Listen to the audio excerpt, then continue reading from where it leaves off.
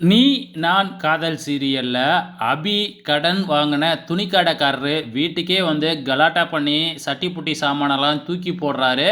So அதை வந்து பார்த்தீங்கன்னா சிவராமன் இப்படிலாம் பண்ணாதீங்க அப்படின்னு சொல்லிட்டு போயிட்டு கெஞ்சி கேட்குறாரு. ஆனால் வந்து பார்த்தீங்கன்னா அந்த ஆள் அதையும் மதிக்காம சிவராமனையே பிடிச்சி இடித்து தள்ளுறாங்க. உடனே சிவராமன் போய் கீழே விழுவ போகிறாரு. கரெக்டாக நம்ம ராகவ் வந்து பிடிச்சிட்டு போயிட்டு வந்து பார்த்தீங்கன்னா சாதாரணமாக தான் வந்து பார்த்தீங்கன்னா அந்த துணிக்கடைக்காரர்கிட்ட வந்து நம்ம ராகவ் கேள்வி கேட்குறாங்க.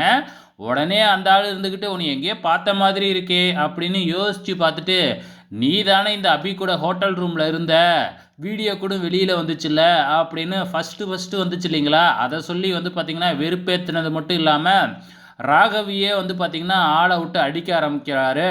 நம்ம ராகவ் சும்மா இருப்பாப்லையா பொழந்து கட்ட ஆரம்பிச்சிடுறாங்க.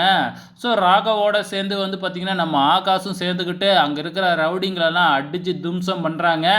நம்ம ஆகாஷ் நான் ஸ்கோர் பண்ணுறேன் அப்படின்னு சொல்லிட்டு எனக்கும் அடிக்கிறதுக்கு ஆள் கொடு அப்படின்னு சொல்லி கேட்குறதெல்லாம் கொஞ்சம் காமெடியாக தான் இருந்துச்சு.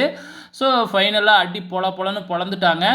அங்கேருந்து தெரிச்சு ஓடிட்டாங்க அவங்களும். ஆனால் அது வரைக்கும் சும்மா இருந்த சிவராமன் எல்லாம் முடிஞ்சதுக்கப்புறம், நீங்கள் எதுக்காக தம்பி இந்த பிரச்சனைக்கு வந்தீங்க? அந்த ஆள்கிட்ட நாங்கள் கடன் வாங்கியிருக்கோம். இப்போ நீ அடித்ததுனால எங்களுக்கு தான் பிரச்சனை அப்படின்னு எல்லாமே முடிஞ்சதுக்கப்புறம் வந்து டைலாக்கை பேசிட்டு போகிறாங்க.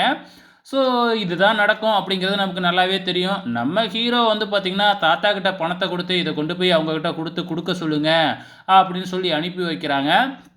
இருந்தாலும் நம்ம நீ கொடுத்தேன்னு சொன்னால் கண்டிப்பாக வாங்க மாட்டாங்களே அப்படின்னு சொல்கிறப்ப, நீங்களே கொடுத்ததா சொல்லுங்கள் அப்படின்னு சொல்லி தான் அனுப்பி வைக்கிறாங்க.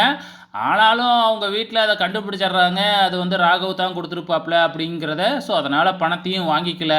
ஸோ அதுக்கப்புறம் வந்து பார்த்திங்கன்னா நம்ம அபிக்கு வந்து முரளி ஃபோன் பண்ணுறாப்புல. ஏன்னா கல்யாணம் நின்று போச்சு இல்லையா, அந்த விஷயம் முரளிக்கும் தெரிஞ்சிருக்கும் இல்லையா. ஸோ முரளி ஃபோன் பண்ணி பேசிக்கிட்டு இருக்கும்போது நம்ம அபி தெரியாதனமாக இந்த கல்யாணம் நின்னதே சந்தோஷம் தான் அப்படிங்கிற மாதிரி சொல்லிடுறாங்க. நம்ம முரளி ஏன் ஏன் அப்படி சொல்கிறீங்க அப்படின்னு சொல்லி கேட்கும்பொழுது, இப்பொழுதைக்கு நம்ம அக்காவோட காதல் விஷயம் தெரிய வேணாம் அப்படின்னு சொல்லி அபி மறைச்சிட்றாங்க. நல்ல வேலை. ஸோ இதுக்கப்புறம் நம்ம ஆகாஷ் வந்து அனுவை தனியாக மீட் பண்ணி என்னென்னலாம் பண்ணுவாரோ, ரொமான்ஸ் பண்ணுவாரோ அதெல்லாம் பண்ணிக்கிட்டு தான் இருக்கிறாரு. வெயிட் பண்ணி பார்க்கலாம் நாளைக்கு என்ன நடக்க போகுதுன்னு.